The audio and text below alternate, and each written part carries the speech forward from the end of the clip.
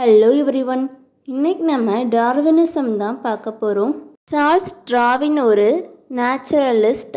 அவங்க உலகம் ஃபுல்லாக இருக்கிற இயற்கை வளங்களை தெரிஞ்சுக்கிடுறதுக்காகவும் அதை சேமிக்கிறதுக்காகவும் உலகம் ஃபுல்லாக ஹச்எம்எஸ் பீகலுங்கிற ஷிப்பில் பயணம் பண்ணுறாங்க. மொத்தம் 5 வருஷம் பயணம் பண்ணியிருக்காங்க.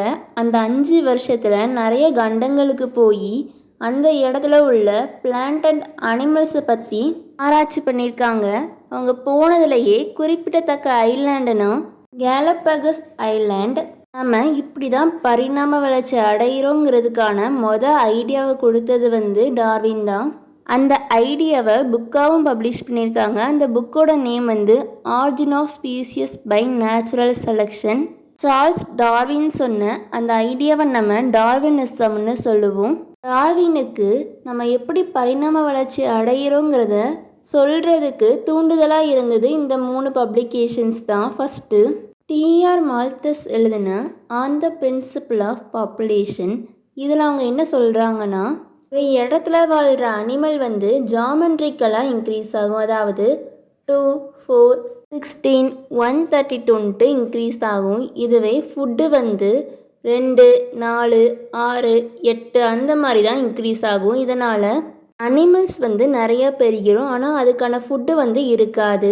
நெக்ஸ்ட்டு சார் சார்ல்ஸ் லயல் எழுதின principle of zoology.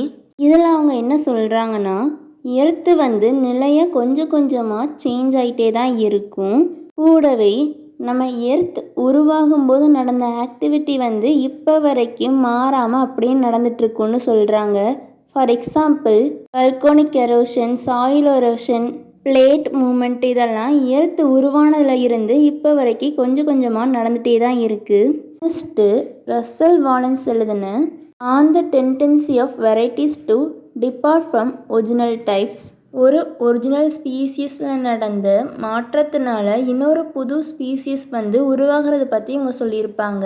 Darwin first லினியன் சொசைட்டியில் ஆரிஜின் ஆஃப் ஸ்பீசியஸுங்கிற தலைப்பில் ஒரு பேப்பரை பப்ளிஷ் பண்ணியிருக்காங்க. அதுக்கப்புறம் 1859 தனி புக்காக the origin of species by natural செலெக்ஷனுங்கிற புக்கை பப்ளிஷ் பண்ணியிருக்காங்க. டார்வின் சொன்ன தியரியை பற்றி பார்க்கலாம். First over production. Animals geometric ரேஷியோவில் இன்க்ரீஸ் ஆகும். 2, 4, 16, 32 இன்க்ரீஸ் ஆகும். ஒரு உயிரினம் உயிர் வாழ்கிறதுக்கு நிறைய யங் ஒன்ஸை ப்ரொடியூஸ் பண்ணும். எவ்வளோ யங் ஒன்ஸை ப்ரொடியூஸ் பண்ணாலும் அந்த பாப்புலேஷன் ஸ்டேபிளாக கான்ஸ்டண்ட்டாக இருக்கும், நிலையாக இருக்கும். ஏன்னா நிறைய யங் ஒன்ஸ் அதோட ரீப்ரொடக்டிவ் ஸ்டேட்டுக்கு வர்றதுக்கு முன்னாடியே இறந்து போயிடும். ஏன்னா ஃபுட்டும் ஆக்சிஜனும் இன்க்ரீஸ் ஆகாது, அது சேமாக தான் இருக்கும். நெக்ஸ்ட்டு வேரியேஷன், மாற்றங்கள். ஒரு அனிமலுக்கும் இன்னொரு அனிமலுக்கும் நிறைய வேறுபாடுகள் இருக்கும். அது யூஸ்ஃபுல்லாகவும் இருக்கலாம், இல்லை ஆபத்தாகவும் இருக்கலாம். யூஸ்ஃபுல்லாக இருக்கிற மாற்றங்கள் அந்த அனிமல் வாழ்கிறதுக்கு சாதகமாக அமையும். அது நெக்ஸ்ட் ஜென்ரேஷனுக்கு பாஸ் ஆகும். இதுவே ஆபத்தான மாற்றங்கள் எல்லாம் அனிமல்ஸுக்கு வாழ்கிறதுக்கு உதவாது. ஸோ அது டெத் ஆயிரும். யூஸ்ஃபுல் வேரியேஷன் அந்த அனிமல் வாழ்கிறதுக்கு சாதகமாக அமையும். யூஸ்ஃபுல் வேரியேஷன் தான் பரிணாம வளர்ச்சிக்கு உதவுது. Next struggle for existence. உயிரோடு இருக்கிறதுக்கான போராட்டங்கள். எல்லா அனிமலும் 2, 4, 16 ரீப்ரொடியூஸ் பண்ணும். ஆனால் ஃபுட்டும் ஸ்பேஸும் இன்க்ரீஸ் ஆகாது. அனிமல் மட்டும்தான் எண்ணிக்கையில் இன்க்ரீஸ் ஆகும். அதனால் அனிமல்ஸ் வாழ்கிறதுக்கு அதுங்களுக்கு இடையிலேயே நிறைய போட்டிகள் வரும். 3 ஸ்ட்ரகிள் இருக்குது. Intraspecific, interspecific, struggle with environment. First intraspecific struggle. ஒரே கூட்டத்தில் இருக்கிற அனிமல்ஸ் கூட சண்டை வந்துச்சுன்னா அது இன்ட்ராஸ்பெசிஃபிக் ஸ்ட்ரகிள். இது ஃபுட்டுக்காக இருக்கலாம், இல்லை மீட்டிங்காக இருக்கலாம். Next interspecific struggle. 2 வேறு வேறு ஸ்பீசிஸ்க்கு இடையில சண்டை வந்துச்சுன்னா அது இன்டர்ஸ்பெசிஃபிக் ஸ்ட்ரகிள். இது ஃபுட்டுக்காக இருக்கலாம். Next struggle with environment. என்விரான்மெண்ட்டில் வாழ்கிறதுக்காக அனிமல் கஷ்டப்படுறது தான் ஸ்ட்ரகிள் வித் என்விரான்மெண்ட். இந்த ஸ்ட்ரகிள் கிளைமேட்னால இருக்கலாம், இல்லாட்டி natural disorder like flood, drought and எர்த்குவைக்காக கூட இருக்கலாம். Next natural selection or survival of the fittest. Useful variation இருக்கிற அனிமல் வந்து சர்வைவ் ஆகும். அன்ஃபேவரபிள் வேரியேஷன் இருக்கிற அனிமல் வந்து டெட் ஆகும். எந்த அனிமலுக்கு யூஸ்ஃபுல் வேரியேஷன் இருக்குதோ அது வந்து நேச்சர் இயற்கையால் தேர்ந்தெடுக்கப்படும். அது மட்டும்தான் அந்த இடத்துல வாழ முடியும்.